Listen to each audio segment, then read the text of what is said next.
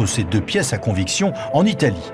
Une femme gravement malade, handicapée, clouée dans un lit, écrit en pleine Seconde Guerre mondiale 15 000 pages, sans aucune rature. Phénomène unique dans toute la littérature mondiale.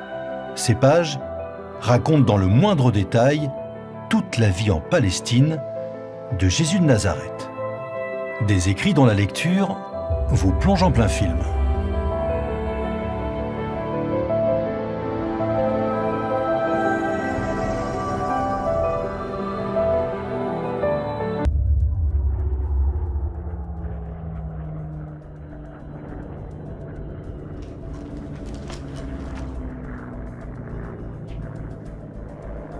Maria! Maria! Mon père, je ne peux pas suivre deux conversations à la fois. Maria Valtorta, et ça a été reconnu par différents écrits. Comment Maria Valtorta, qui n'a jamais quitté son village, peut-elle décrire d'une façon aussi précise toute la vie en Palestine il y a 2000 ans? Grâce à ses écrits, des sites archéologiques ont été mis au jour, des villages de pêcheurs ont été localisés.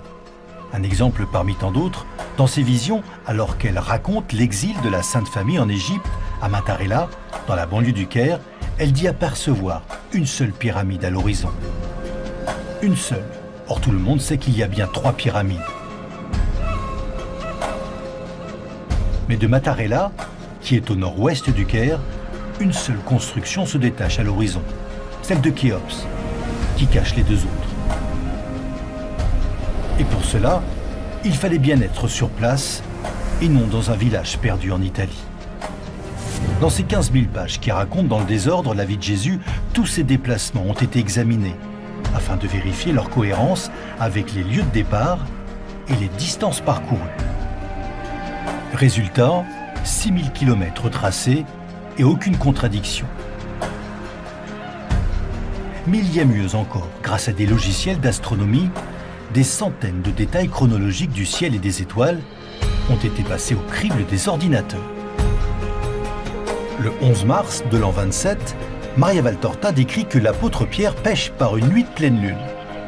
Vérification via un logiciel d'astronomie.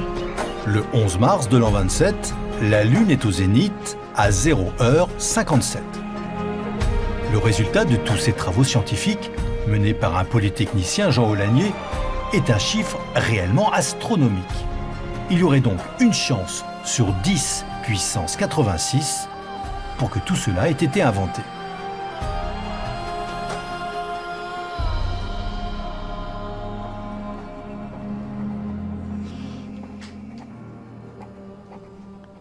Merci, Martha.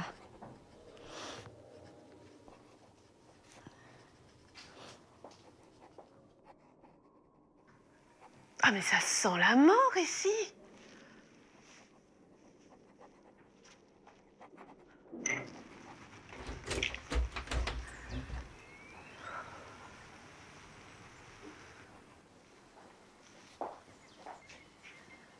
Normal.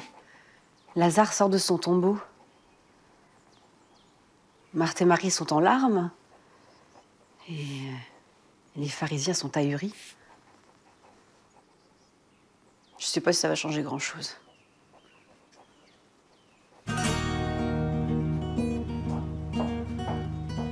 L'ultime preuve viendra du supplicié lui-même. Le vendredi 7 avril 44, voilà ce que Jésus disait à Maria Valtorta à propos de la couleur indélébile de son sang. Sachez que les cruelles contusions de mes reins ont été l'agent chimique le plus puissant dans le miracle du Saint-Suaire. Mes reins, presque brisés par les coups de fouet, n'ont plus pu jouer leur rôle, comme ceux des grands brûlés dans les incendies. Ils sont devenus incapables de filtrer, de sorte que l'urée s'est accumulée et répandue dans mon sang, dans mon corps. Surrendering all and find me here, Lord, as you draw me near. I'm desperate for you. I'm desperate for you. surrender.